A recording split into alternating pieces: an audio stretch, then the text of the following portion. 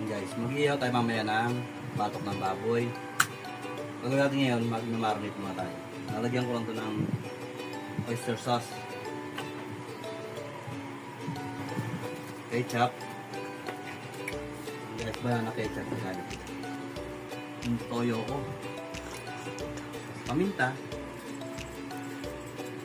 lemon, bawang, sunay, dakot na bawang, hindi natin yung kalasa. Marinate ko lang to para mga isang oras, okay na to. Pero may hapon po tulong guys, para manuot yung lasa. Paso nga sa rito.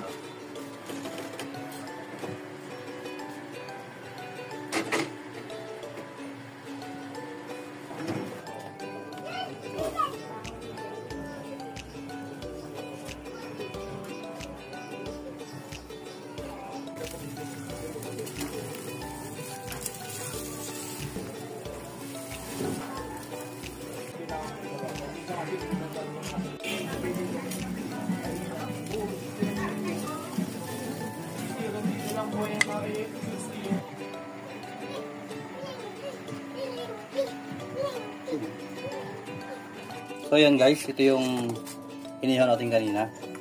Inihatin ko lang ito.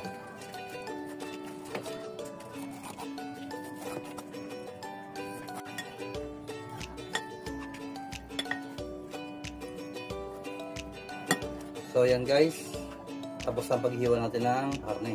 Gawin naman natin ito ay sasangkapan natin ito. Ngayon ito sibuyas. Ito kamatis. Sili. Pipino. Paminta. Natin ang asin.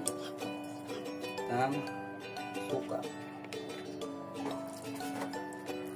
At kalamansi. Tampang huli ay luya.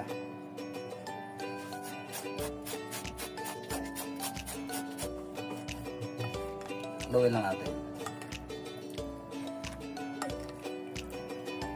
Lagyan natin ng siling tula.